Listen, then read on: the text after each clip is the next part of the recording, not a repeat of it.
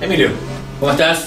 ¿Todo bien, Nadir? De vuelta acá. Bien, bien, acá estamos para el segundo informe. segundo informe, de la tercera generación. tercera generación, exacto. Después el crash, Después como fue la caída del videojuego. del videojuego, entero, que no iba a existir más. No había más venta. Nada. O sea, que quede bien claro. No Videojuego sé no iba a queda existir claro. más, se había Era más muerto. jueguito. Era un negocio que quedaba para el Commodore 64 o el Spectrum. Que eran máquinas inteligentes, supuestamente, que tenían 15 minutos de carga, alguna de ellas. Era complicado. Pero bueno, el futuro era eso, No, supuestamente. El futuro era videojuego ese, no. tener la consola era algo de todo. Habíamos dicho que en Japón, entre la salida del SG-1000 de Sega y el Famicom de Nintendo, la historia estaba cambiando, entonces alguien, o digamos empezaba la propia Nintendo, a tratar de hacer el desembarco en Occidente, el regreso de las consolas de videojuegos a fines del año ya 85. Claro. Recordemos, el 83 se cae, 84, fin 85 no se venden videojuegos. Nada. Nada. Nadie habla de videojuegos, a nadie le importa. Entonces, cuando se presenta para fines del 85, la máquina nueva que iba a ser el Famicom de Nintendo en Estados Unidos, se presenta con un hábil recurso publicitario que es un robot. Sacan un robot y ese robot iba a ser el robot de las navidades, compren el robot, Claro. que viene acompañado por una cajita, pero no es una tonta caja de videojuegos, no se preocupen por él, el robot en este caso. Y cuando la gente compraba el robot, daban un poquito, veían que era la cajita y se encontraban con la reedición del Famicom japonés, puesto para llamar el Nintendo Entertainment System. Exactamente. Y aquí, Bueno, eso está la auténtica está salvadora, bueno, este es inmaculado, la auténtica salvadora de la industria del videojuego. Esta máquina aparece a fines del año 85, ¿sí? En Estados Unidos, con un juego que venía incorporado con la consola, o sea que venía de regalo, que era el Mario Bros, ¿sí? Y también el Duck Hunt, que era el juego de tiro. Ya se habían visto juegos de tiro, pero nunca como uno tan simpático como el de matar a los patitos y el perrito que se reía. Mario Bros era el mismo juego aquel que la gente recordaba por ser el protagonista, que tenía que rescatar a Pauline, en ese caso, de las garras del mono Donkey Kong, y que también había aparecido en otros juegos, pero ahora ya tenía nombre y también tenía el mote de Super.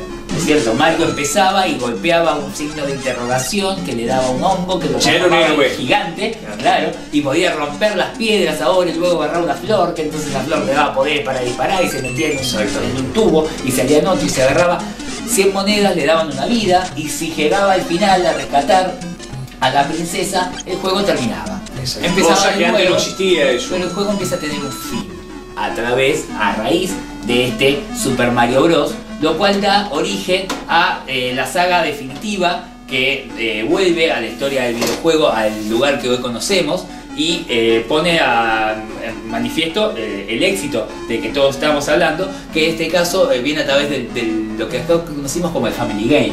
Claro. O sea, este Nintendo es lo que acá conocimos como el Family Game. Del año 85. Que en realidad es lo mismo. Es lo mismo. Para la gente que tiene alguna duda, es exactamente lo mismo. No era que era mejor ni peor. El Family Game es el Famicom japonés comercializado en Sudamérica. Entonces tiene unos cartuchos más pequeños, tenemos todos los cartuchos ahora más pequeños, que son distintos al cartucho original del NES, ¿sí? Del cartucho de Nintendo. De esta manera uno puede pensar que son juegos diferentes, pero en sí es lo mismo, la misma placa, y uno podía a través de adaptadores jugar estos juegos en un Nintendo o estos juegos en un viejo Family Game, como tenemos acá. El Family Game este era el Electrolab, Este es el llega redondo. a principios de la década del 90 a la Argentina, pero no nos queremos ir ahora, queremos hablar un poco de cómo se fue dando los videojuegos con este regreso triunfal del videojuego a fines del 85. Llega el Nintendo con el juego Super Mario Bros, el juego de disparos Duck Hunt, también una serie de juegos de disparos como Wild Gunman, Hogan's Alley, pero lo más importante era todo lo que venía, que había hecho mucho éxito en el Famicom, como hablábamos de los juegos de 3 pantallas cíclicas, que eran muy divertidos también entonces, Sí, como Battle City, Circus Charlies, Mappy, que fueron incorporados. que fueron también incorporados o venían en un cartucho de repente con mucha información y tenían todos los juegos incorporados. Pero a partir de ahí, ahora que se había vuelto a llamar la atención de los usuarios, había que mantenerlo. Y en los años 86-87, así como hablábamos recién del año 83-84, como la caída del videojuego, el crash, en el año 86-87 es el renacimiento. Luego de la salida de Super Mario Bros., la participación de las compañías de desarrollo japonesas que forman la columna vertebral de los videojuegos de hasta hoy en día. Ya estos videojuegos tienen 25 años. Y uno mencionar Legend of Zelda, Metroid, Metal Gear, Final Fantasy, Dragon Quest, Castlevania, Mega Man, Contra, muchas sagas que siguen existiendo hasta estos días y que Fueron marcaron los padres, marcaron obviamente exacto, el a todo éxito que tuvo el Nintendo tanto en Estados Unidos como en Europa y obviamente también en Japón. Tanto fue así que para fines del año 87 un niño reconocía más rápidamente a Mario Bros que al propio Mickey Mouse. Fue así que la competencia que tenía hasta ese entonces la compañía Nintendo, que era Sega. en aquellos momentos, que había sido derrotada en Japón con el SG-1000 que nunca se había presentado en Occidente, tenía un baluarte donde ellos seguían dominando y casi en forma exclusiva, que eran los arcades, los más llamados fichines, que en este siempre caso, fue el fuerte de Sega. siempre fue fuerte de Sega, con 3 títulos que son del conocimiento popular mundial, casi por más que no te gusten los videojuegos, si tenés más o menos de 45 años y más de 10, conoces el Outrun, Wonder Boy, Golden Axe y conoces Golden Axe. Esos 3 juegos lograron tales dividendos para Sega que a fines del año 87, mediados del año 87, sí, más o menos para eso. largan el primer rival que tuvo el Nintendo Entertainment System. Recordemos que el Nintendo había llegado a cambiar el mote de consolita o home computer game a sistema de entretenimiento más completo, y ahora la nueva máquina de Sega se llamaba Master System. el sistema de los amos, mejor. Y cierto es que si un Nintendo movía 16 colores por segundo, resistía 16 al mismo tiempo, quiero decir por segundo, al mismo tiempo, como también hacía un Coleco, un Master System llegaba a 32. Exacto. El Master System, sí, la consola más avanzada, en este caso tenemos una Master System 2, brasilera. Había una fábrica de Sega aquí en Sudamérica, llamada Tectoy, que tenía la posibilidad de desarrollar estas máquinas, lo cual bajaba un poco el precio, igual eran carísimos. No, esto era carísimo. El Family Game por era eso lo iba derrotando. No podía competir con el Family. Claro, pero más allá de eso uno cuando hace la versión en Sudamérica, en Estados Unidos, que todo está en todo, es más accesible para todos. ¿Por qué fue que el Master System no podía hacer pie frente a Nintendo? Bueno, la razón fueron los juegos. Esa primer camada que mencionábamos con Castlevania, Metroid inventa el Password, que era el sistema. Ice Climber también tenía. El Metroid inventa el Password, que era el sistema que tenían los juegos para continuar. Y el Legend of Zelda inventa, o crea por primera vez, digamos, la pila para grabar partidas en un cartucho, que eso estuvo 10 años por lo menos adelantado al resto de los juegos. Por lo menos 10 años adelantado, entonces en el año 86-87. Entonces, las versiones que se hicieron, como hablamos de Outrun, Golden Axe, Wonder Boy, tenemos ahí un Wonder Boy para mostrar. Se hizo, ¿sí? Las versiones de Wonder Boy, por ejemplo, el Wonder Boy, por favor. Ah, está el Wonder Boy, sí, se hizo la versión de Wonder Boy en cartucho para el Master System, el Golden Axe. Y la pregunta es, ¿estaban estas versiones a la altura? No estaban a las alturas de los videojuegos. No eran igual que lo que la gente ve en los arcades, entonces provocaba decepción. El juego que estaba más aspirado era este Alex Kidd, que no estaba a la altura de Super Mario Bros.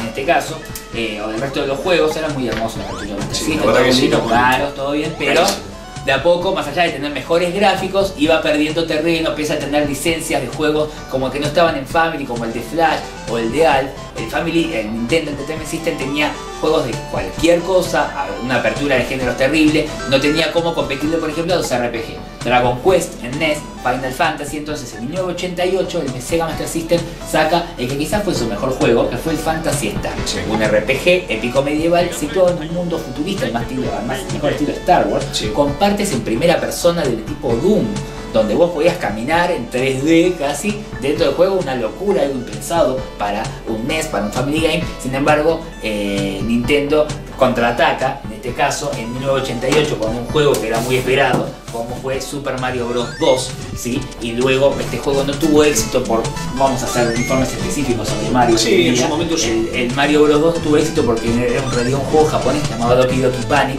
que no era el verdadero Mario Bros. 2. A fines del 88 sale Mario Bros. 3, y al revés de este tiene todo el éxito. Mario Bros. 3 se transforma en el juego más vendido.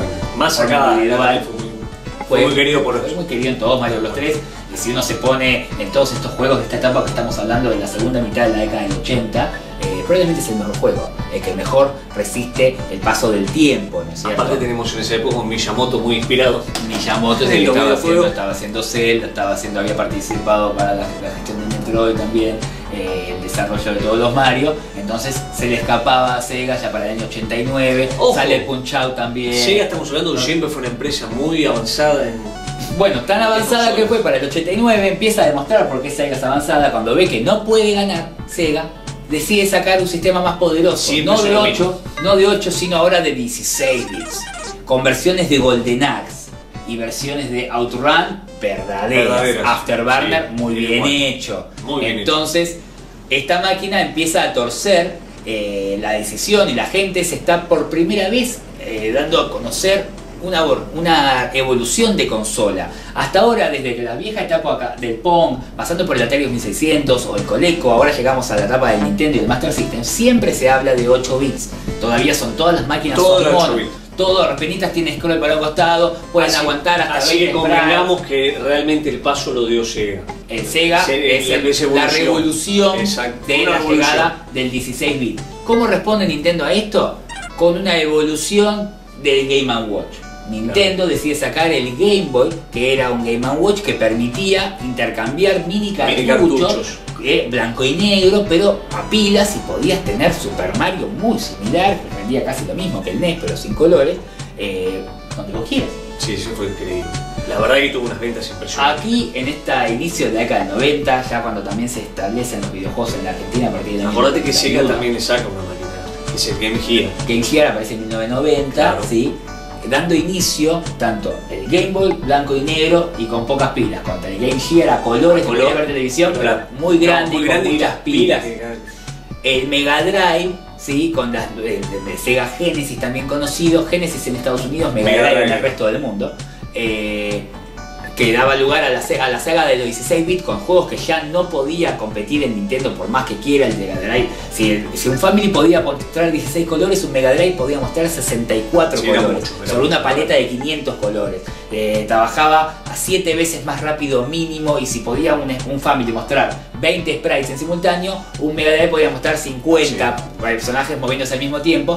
Lo cual destruía y acaparó más que nada lo de los videojuegos. Y entonces ahí es cuando finalmente, luego de 5 o 6 años de triunfos y de mantención, Nintendo decide sacar la sucesora del Nintendo, que fue Super Nintendo a fines de 1990-1991, pero bueno, eso va a ser para otro informe. Vamos a dejarlo para otro informe, la cuarta generación, el tercer informe, la masa, ¿no es cierto? Emilio, hasta la próxima. Estamos viendo.